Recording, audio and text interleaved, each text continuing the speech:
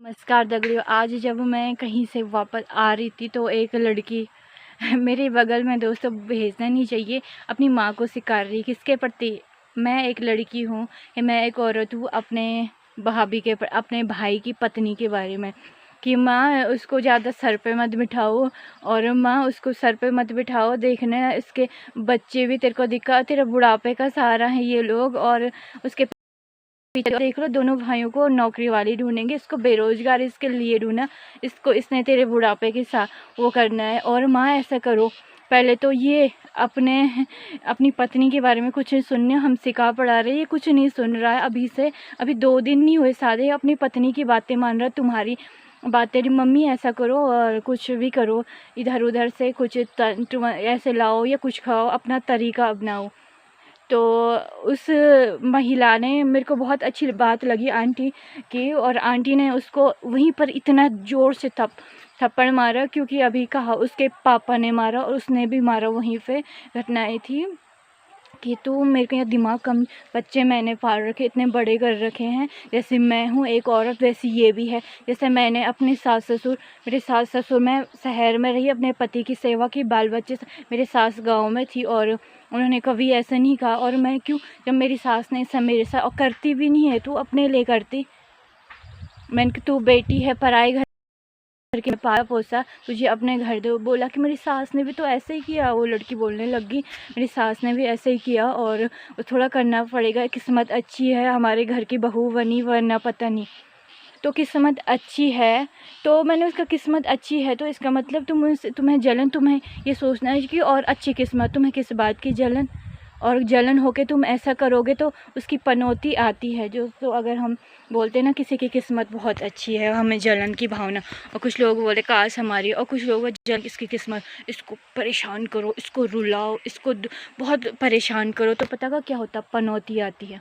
उस इंसान की ज़िंदगी का जितना कष्ट, दुख, तकलीफ, लाइफ में भी किस्मत अच्छी है, और जितनी भी उसके मृत्यु तक की जो पनौती है उस इंसान पे आती है जो क्राइम करता है, जो नुकसान का हकीकत। और उस इंसान का पूरी ज़िंदगी लाइफ, 100 में से 100% पूरी लाइफ सेटल रहती है, पूरी लाइफ खुशी रहती है। उसे, उस इंसान की थोड़ा तकलीफ भी मिलती है ना, पर उसके बाद उसकी ज़िंदगी इतनी खुशी हो जाती है ना, सदाबहार फूल के जैसे होती है।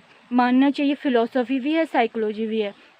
तो उसके पता का क्या था वहाँ पे, मैंने, मुझे सबसे अच्छी लगी, पिता सूर्य के समान माना जाता है ना, जो स्त्री, शास्त्र कहते हैं, जो स्त्री, जो नारी, जो पत्नी पुरुष से आगे होती ना 2 कदम, उस घर का टूटना निश्चय है।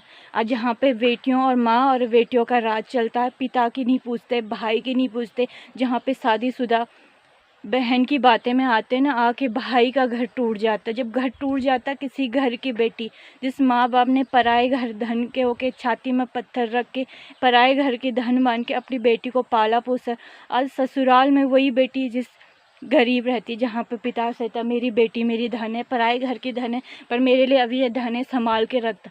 लेकिन उसी धन को ससुराल में जब वो धन जाती है उसे गरीब, जबकि धन की तिजोरी वो।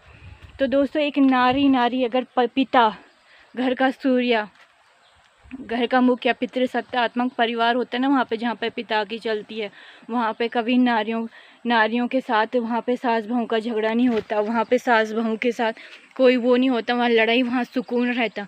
तो जहाँ पे सूर्य की इज्जत होती है ना, वहाँ पे घर पे बरकत होती है, वहाँ पे रोग नहीं होते, वहाँ पे सब कुछ ठीक होता। जहाँ पे सूर्य की इज्जत ना हो ना, सूर्य की, जब वहाँ पे रोशनी की किरणें बुझ जाती, उस घर में उजाला नहीं होता, उस घर में सूर्य की किरण नहीं आती। इससे महिलाओं को पति से बराबर, हाँ, 2 कदम, 1 कदम थोड़ा हट जान, जहाँ पर पिता की नहीं चलती है ना, औरत की चलती है। औरत के बाद जब वहाँ पे बहू आती, बहू पे भी औरत अपना अधिकार, अपनी बेटी के कहने पर उसे अपने हिसाब से चलती। उस घर में बीमारी, धन की हानि होती ज़रूर है, और वहीं पे बुजुर्ग दंपतियों में जो औरत है, अल्पकाल मृत्यु आ जाती है, शास्त्र कहते, जो पढ़ता नहीं है हकीकत, फिलॉसफी। तो वो लड़की, वहाँ पे पिता की सत्ता थी, पिता समझदार था कि मैं एक औरत होके शर्म नहीं आती, मैंने तुझे यही संस्कार सिखा रखे कि एक औरत होके एक दूसरी औरत को अपना घर, जैसे तुम अपने ससुराल, मायका छोड़ के ससुराल है, वही तुम्हारा सब कुछ है। तुम जैसे पराए घर के बेटे के साथ रह रही हो, वही वैसे ही पराए घर की बेटी मेरे बेटे के साथ रह रही है।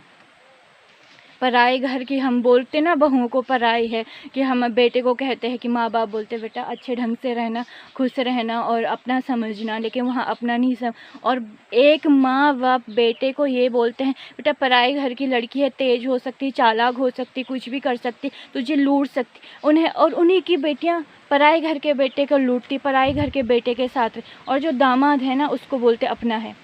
पराए घर के बेटे को तो अपना सकते, पर पराए घर की जो बेटी है जो धन बन के आती है ना तुम्हारे उसे नहीं। पराए घर के बेटे के साथ उनकी बेटियां भी रह रही है, उस पर पूरा वो है कि उसको अंदर ही, और आज करे कि बाहर रखो, अंदर ही अंदर मत रखो।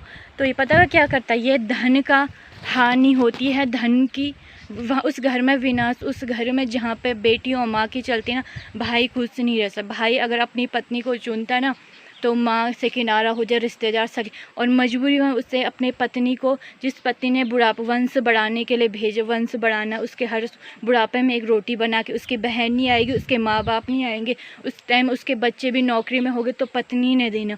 तो आज वही इंसान अपने माँ बाप के चक्कर में, अपने बहन सब कुछ को देखना चाहिए। जो इंसान समझदार होगा ना वो एक पति का फ़र्ज भी निभाएगा, एक बेटे का फ़र्ज भी, एक भाई का फ़र्ज भी, हर चीज़ को बैलेंस बना।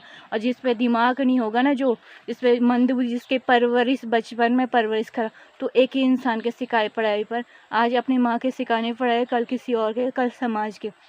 जो बच्चा सिखाने पढ़ाने पे आता ना वो पहले माँ के सिखाने पढ़ाने पे, उसके बाद समाज के सिखाने पे कुछ भी। तो दोस्तों वहाँ पे पिता समझदार था, उन्होंने कहा तमीज़ आज बोल दिया आज के नंबर। तो अक्सर बच्चे अपने आप को समझदार आज करके, जो पढ़े लिखे और नॉर्मली थी वो लड़की, कुछ कोर्स कर रखा होगा और प्राइवेट नौकरी कर रही, अभी नौकरी कर रही होगी। एक्चुअली बोल रही थी कि मैं NGO में हूँ, बल 12,000 मिल रही बल मेरे को। तो जितने भी मिल रही है तुम्हें, वो बेरोजगार है, कल को वो तुमसे बड़ी पोस्ट पे जाएगी, वो पढ़ाएंगे लिखाएंगे, गांव की वो अच्छी पोस्ट पे अच्छी नौकरी लगेगी। किस्मत कभी भी पलट सकती जब लग जाएगी। जब जो छोटे हैं उसको बेरोजगार पत्नी उससे अच्छी, क्या पता वो गवर्नमेंट जॉब पे आए। जो छोटे वाले दो पीछे से हैं उनको बेरोजगार लड़की मिले ही ना पहले गवर्नमेंट, और मिले तो बेरोजगार लड़की मिले। ऐसा नहीं बोलना चाहिए कि पहले तो अपने लिए नहीं करना चाहिए, अपने बच्चे के वंश को बढ़ाने के कब शादी तो उस। और पिता ने कहा हमारी माँ ने जैसा भी किया हमारी पत्नी के लिए बदला क्यों लें। वो तो यही चाहते थे तुम अपनी बहू को तालीम देते हैं। अक्सर हमारी जो सास हैं हमारे साथ ऐसा करते हैं ना, पता कब इशारों में तुम अपनी बहू के साथ ऐसा ही करना, तालीम दे। क्यों करें, वहाँ उनको कर्मों का फल नहीं मिलेगा। और हमारे जो पुराने सास ससुर के ने किया होगा, उन्होंने हमारे साथ ऐसा किया तो हम करेंगे नहीं, क्यों नहीं करेंगे हम उनके साथ। हम एजुकेटेड है, समझदार है, दूसरा हमें लगेगा कि वहाँ उनको सजा नहीं मिली। हम बदला लेना चाहते हैं ना अगर अपनी पीढ़ी का, कि हमारी पीढ़ी ने हमें दुख तकलीफ़ दिया, हमारी पीढ़ी ने हमारे साथ ऐसा किया और हम उसी की तालीम कर, क्योंकि वो चाहते वहाँ वो खुशी होंगे, नाचेंगे, वहाँ उन्हीं के खुशी के ढोल नाच कीर्तन हो जाएगा, तो वहाँ पे सज़ा नहीं मिलती उन्हें। वो बोलेंगे देखो मेरी तालीम में आज वो ऐसी कर, उन्हें कोई फ़र्क नहीं पड़ता। तो मैं बदला लूँगी, आने मेरे साथ ऐसा कर दिया, मैं आने अपनी पीढ़ी से बदला क्यों। पर जो मर चुके हैं उन्हें सज़ा नहीं मिलेगी, क्यों, क्योंकि वो भी यही चाहते हैं ऐसे करो। तो आजकल की पीढ़ी नहीं करती है।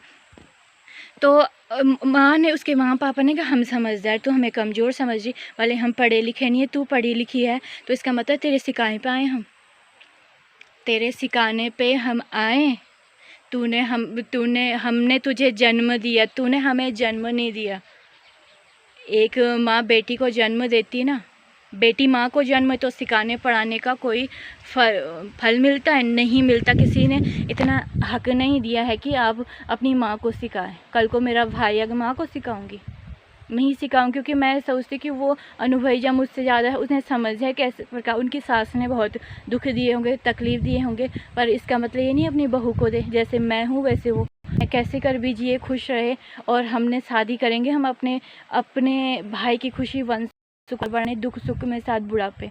और माँ बाप ने जैसे कैसे काट ली अपनी ज़िंदगी, तो बेटे के तो ये बदले लेने की भावना से ना कितने लोगों ने अपना घर तोड़ दिया। कितने घर की बेटियां जिन्हें बचपन से एक खून पसीने से एक पिता पालता है ना, वो बेटियां कितने फांसी के तख्ते पे, मतलब दलाली कर रहे लोग। आज सनातन धर्म का विरोध कर रहे हैं और दलाली कर रहे हैं अपने बेटियों को।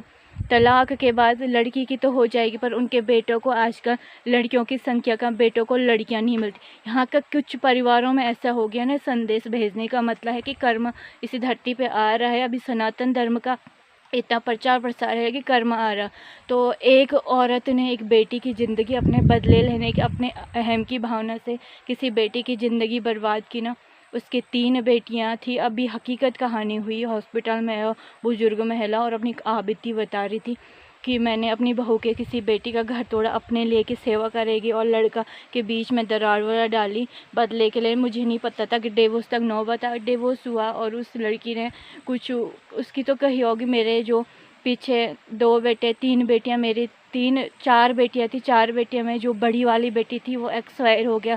2 बेटे में जिसका तलाक हुआ तो सही समझ छोटा वाला बेटा भी एक्सपायर हो गया, और लड़की ने संन्यास ले लिया। और वो संन्यास में उसकी एक गवर्नमेंट जॉब है, संन्यास है, और कुछ अडॉप्ट कर रखे उसने बच्चे, और मेरे अपने बच्चे। और आज मेरे साथ हादसा होके उसके हाथ पे पूरे कीड़े बीमारी होगी, 70 साल की, और कोई नहीं। 3 बेटियों ने भी बोला ये पापी है, इसके साथ हम नहीं रहेंगे। जो बेटे का उसने कहा नहीं ये पापन है, इसने ऐसा किया, किसी की बेटी को ऐसे मजबूर किया, और वो नहीं है। और आज हॉस्पिटल में है, लोग भी ऐसे चीज़ी, और अभी पानी, गले में पानी डालने के लिए कोई नहीं है। तो कर्म आता है, सोच समझ के किसी की बेटी की जिंदगी दलाली मत करो लड़कों की। सनातन धर्म एक थी, और अच्छे ढंग से बदला लेने की भावना मत करो, नेगेटिव सोच। औरतों जहाँ पे मंथरा जैसी लोगों की बातें सुनते ना, वहाँ पे केके जैसी माँ राम को वनवास भेजने के लिए तैयार होती है। जहाँ पे शगुनी जैसे मामा हो ना, वहाँ पे महाभारत शुरू ज़रूर होती है। शिक्षा इस यही चीज़ सीखनी चाहिए। उन चीज़ों से वो प्रदर्शनी होती है ना, उसीलिए जब अंदर लड़ाई हुई तो बाहर वालों ने प्रदर्शन, आज हम देख ही रहे। तो इस चीज़ से सीखना पड़ता है। वीडियो पसंद आई तो मैं थोड़ा मतलब जागरूकता करने के लिए वीडियो बनाई थी। वीडियो पसंद, किसी की भावना को ठेस पहुंचाने के लिए वीडियो नहीं बना। वीडियो पसंद लाइक से सब्सक्राइब करना। जय माता दी।